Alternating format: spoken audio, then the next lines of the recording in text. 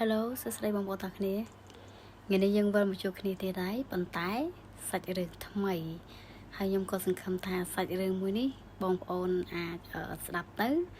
នឹងមានការពេញចិត្តចំពោះសាច់រឿងមួយនេះដូចគ្នាសាច់រឿងមួយនេះខ្ញុំក៏បានពីប្រិយមិត្តរបស់ខ្ញុំម្នាក់ដែលគាត់មានឈ្មោះវិចិត្រ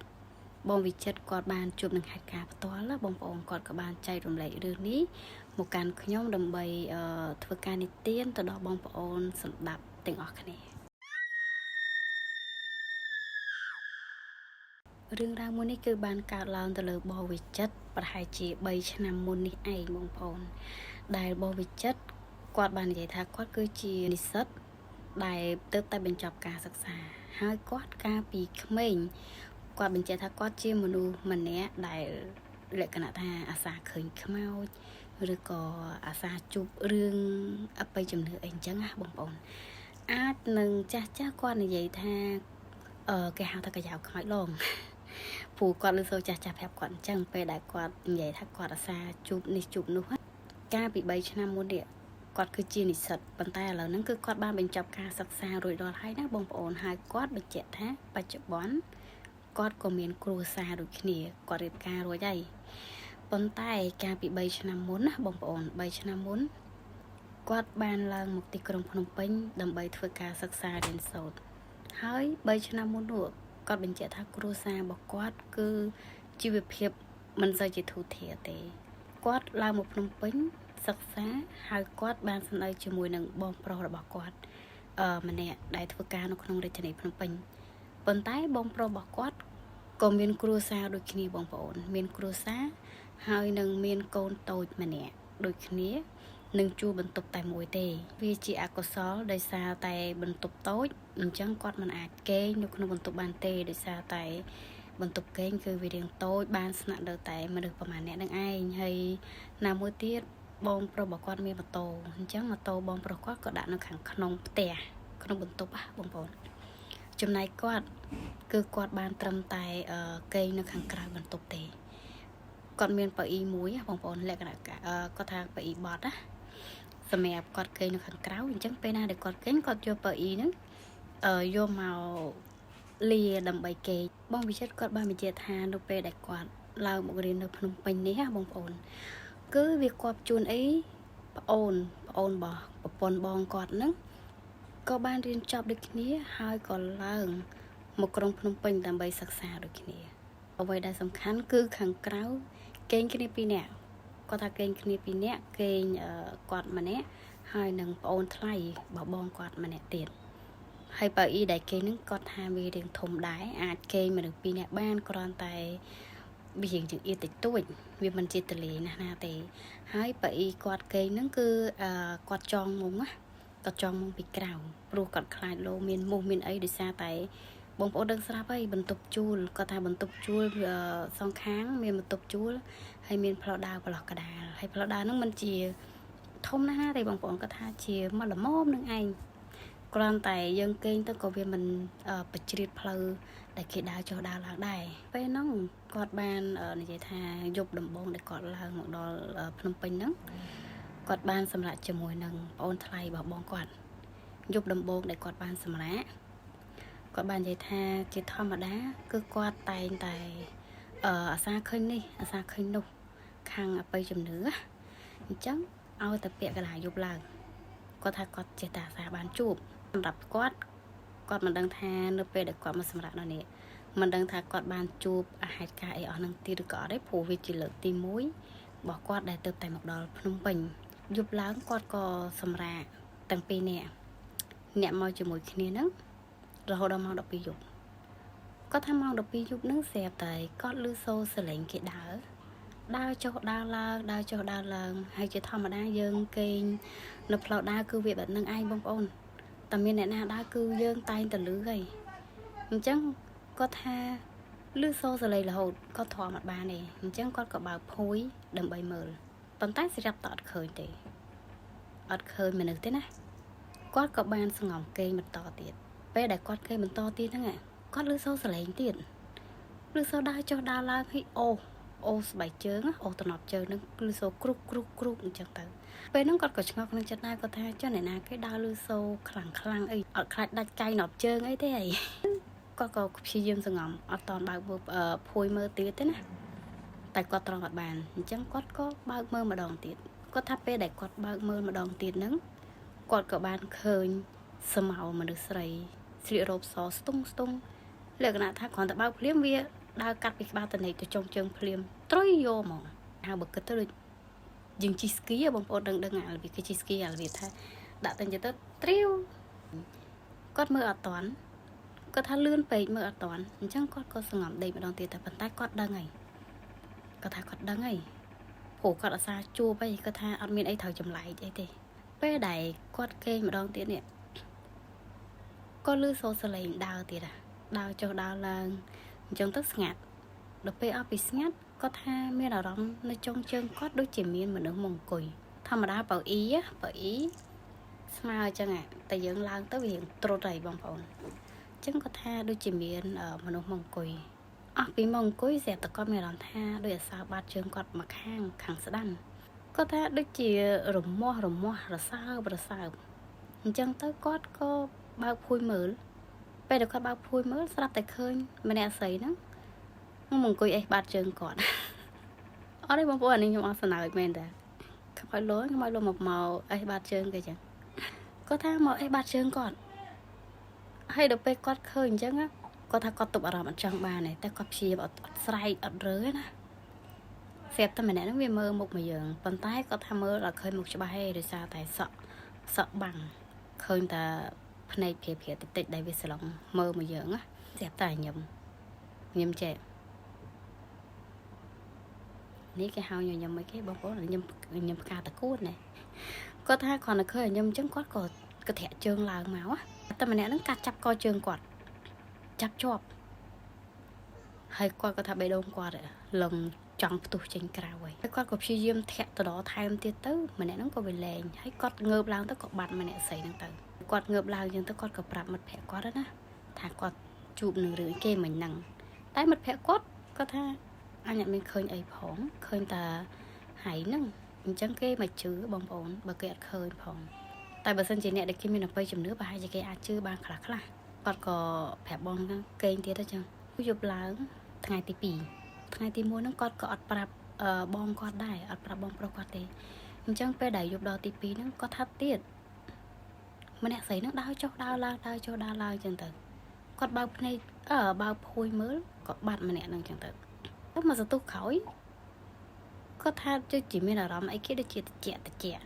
នៅបដុំក្បាលតនេគាត់ណាហើយគាត់ក៏បើកភ្នែកបើកភួយរបស់គាត់ដើម្បីមើលមុនដំបូងគាត់មើលទៅចុងជើង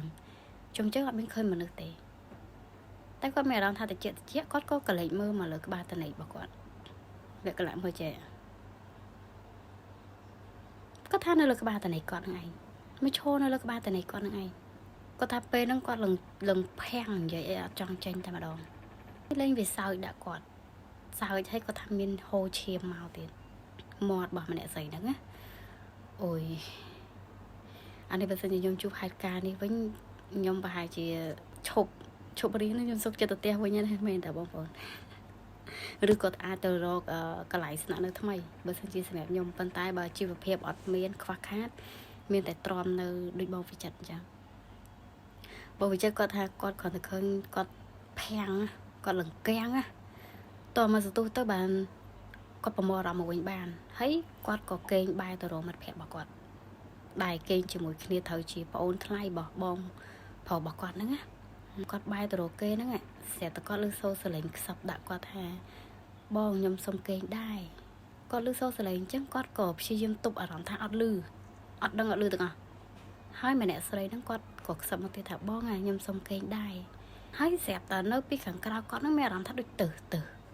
បើអ៊ីវាធំដែរគេពីណាវារៀងវាតែចៀតដែរហើយម្នាក់ស្រីហ្នឹងចេះតែដេកមួយគេកើតដែរអត់ធ្លាក់ទៅលើកៅអីគាត់ថាដូចជាមានអារម្មណ៍ថាទៅខ្នងគាត់ហ្នឹងគាត់ដឹងតែដឹងតែម្នាក់ហ្នឹងហើយ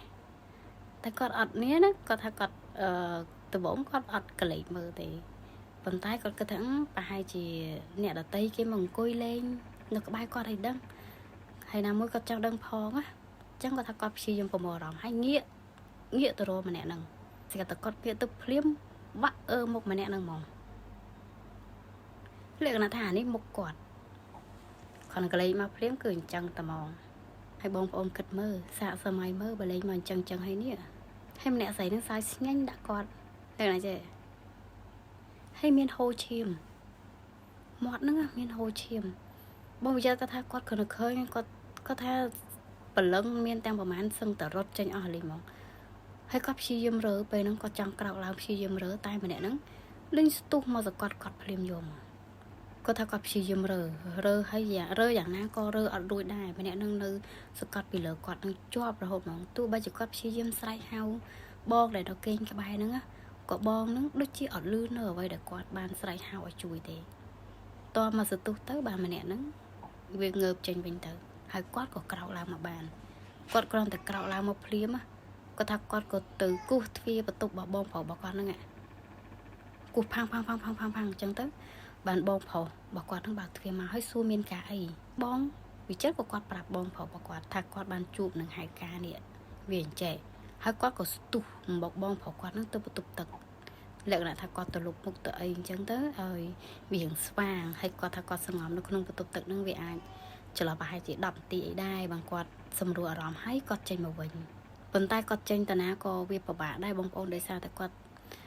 ថាគាត់អត់មានថាវិការសម្រាប់យើងជួលបន្ទប់ស្នាក់នៅផ្សេងហើយណាមួយទៀតក្នុងបន្ទប់គឺវាចៀតអស់ហើយអញ្ចឹងគាត់មានតែសម្រាប់ចិត្តមកគេនៅប៉អ៊ីតដៃនឹងឯងនៅមុខបន្ទប់នឹងឯងប៉ុន្តែខ្ញុំគិតថាបងវិចិត្រគឺគាត់ខ្លាំងស្មារតីគាត់ខ្លាំងណាបងប្អូនលុះយប់ទី3គាត់ថាយប់ទី3យប់ទី3ម្នាក់ស្រីហ្នឹងគឺមកទៀតមកលើកនេះអត់មានមកដើរចុះដើរឡើងអីឲ្យយើងឃើញទេមកអង្គុយក្បែរយើងយកតែម្ដងគាត់ថាសុកស្រាប់តែដៃគាត់ហ្នឹងវាដូចជាប៉ះដូចមានអ្វីមួយមកប៉ះដៃគ្នាប៉ះអីទៅវិញទៅមកអញ្ចឹងណាស្រាប់តែគាត់យកដៃហ្នឹងក៏លាស់ចេញហើយដាក់នៅលើខ្លួនគាត់ប៉ុន្តែគាត់ថាគាត់ដឹងតែម្នាក់ហ្នឹងហើយគាត់ព្យាយាមថាអត់មើលទៅម្នាក់ហ្នឹងទេប៉ុន្តែវាចៃដន្យអីបងប្រុសដែរត្រូវជាអ្នកគេងជាមួយគ្នាហ្នឹងណាគាត់ក្រោកទៅបន្ទប់ទឹកខ្ញុំសូមបញ្ជាក់បន្តិចគាត់ថាបន្ទប់របស់បងប្រុសគាត់ហ្នឹងណា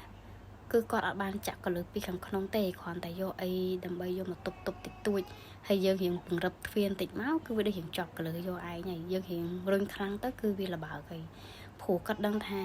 បវិចិត្រហើយនឹងប្អូនថ្លៃរបស់គាត់សម្រាប់នៅក្រៅអញ្ចឹង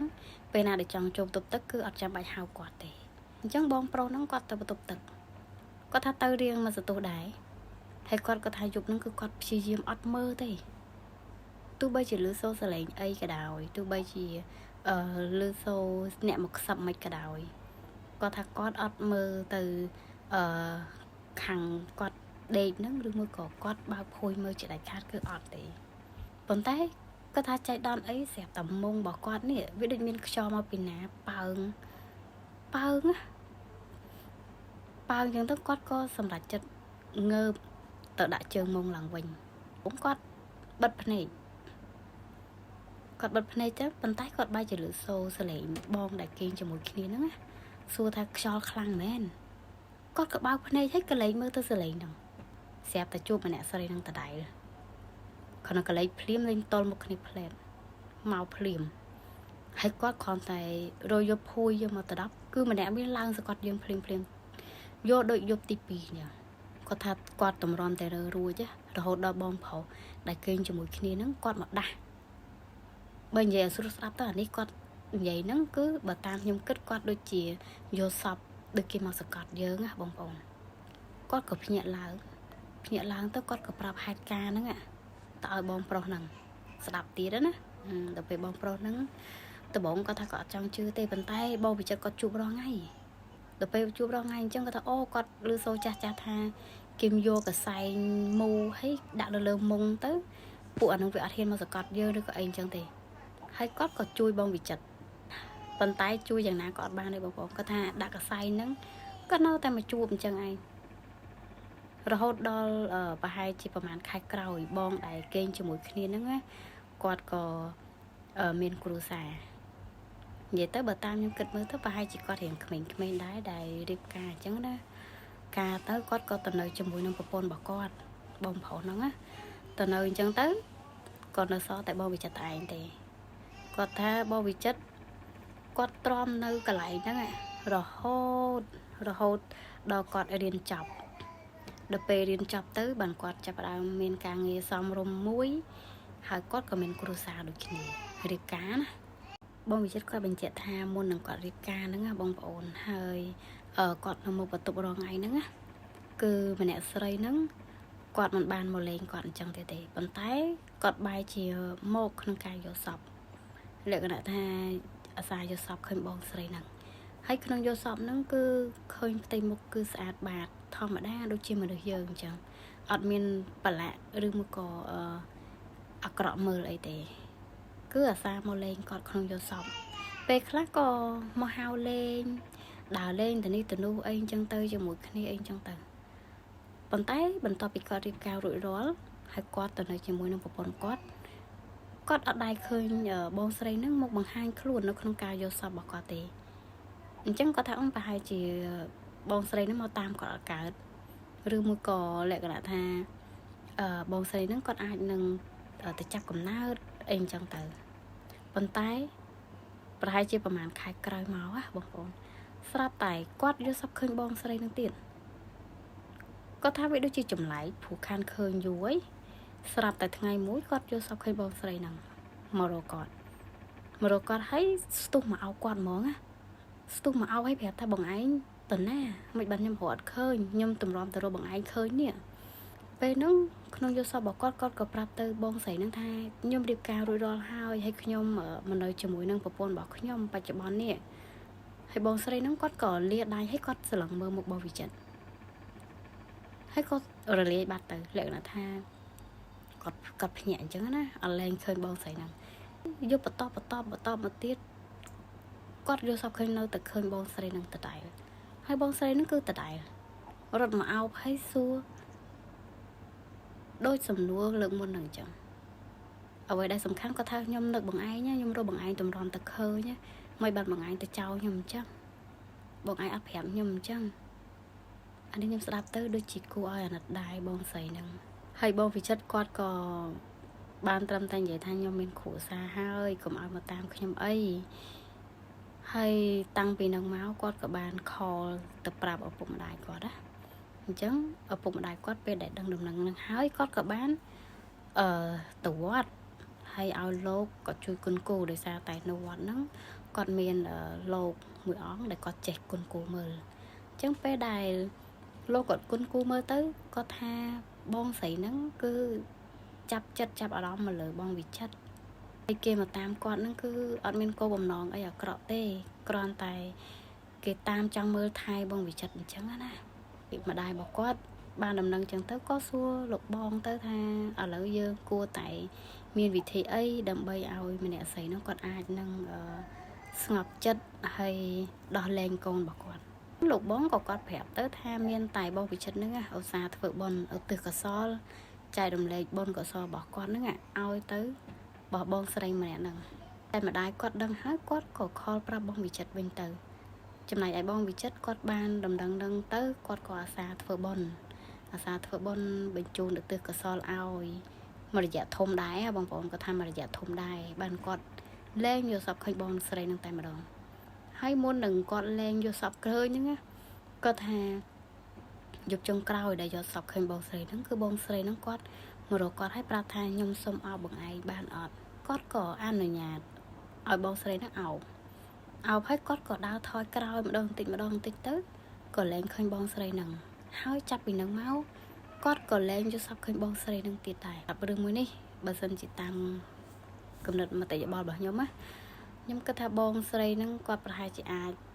miền rừng ấy mũi để quát trời nơi chăm và tục nâng du hay quát ai ca quát ở miền nhẹ lên chỉ mũi anh chẳng tới về đại chu bông bị chất để quát một sầm rạt đâu một tục nâng ro tháng ngày bà chỉ quát trong miền mật phe bạn chỉ quát một rồi bông bị chất anh ấy tam cầm nứt nhóm á tại bà dân chỉ bông ôn ai kết bật nào đây sầm rạp rừng mới đi rừng một cỏ bông ôn ai គិតឃើញបែបណាអាចបញ្ចេញមតិយោបល់បាននៅក្នុង comment ណាបងប្អូនហើយខ្ញុំក៏សង្ឃឹមថាបងប្អូននឹងពេញចិត្តនៅរឿងរបស់បងវិចិត្រដូចគ្នាដែលបងវិចិត្រគាត់បានបញ្ជាក់ថារឿងនេះជារឿងពិតណាបងប្អូនរឿងហេតុការណ៍ដែលគាត់ជួបកាត់ឡើងផ្ទាល់ខ្លួនឯងអញ្ចឹងខ្ញុំក៏សង្ឃឹមថាបងប្អូននឹងចូលចិត្តនៅរឿងរបស់បងវិចិត្រនៅរាត្រីមួយនេះហើយខ្ញុំក៏សង្ឃឹមថាបងប្អូនអាចនឹងជួយ subscribe ឬមួយក៏ជួយចុច like ដើម្បីឲ្យវីដេអូរបស់ខ្ញុំបានជួយរុញទៅដល់បងប្អូនផ្សេងទៀតដើម្បីគាត់បានស្ដាប់ទាំងអស់គ្នាសម្រាប់រឿងនិទានរបស់ខ្ញុំនៅពេលនេះគឺវាមានតែប៉ុណ្្នឹងឯងបើយើងនឹងជួបគ្នានៅភាគបន្តទៀតសម្រាប់រឿងថ្មីអរគុណបាយបាយ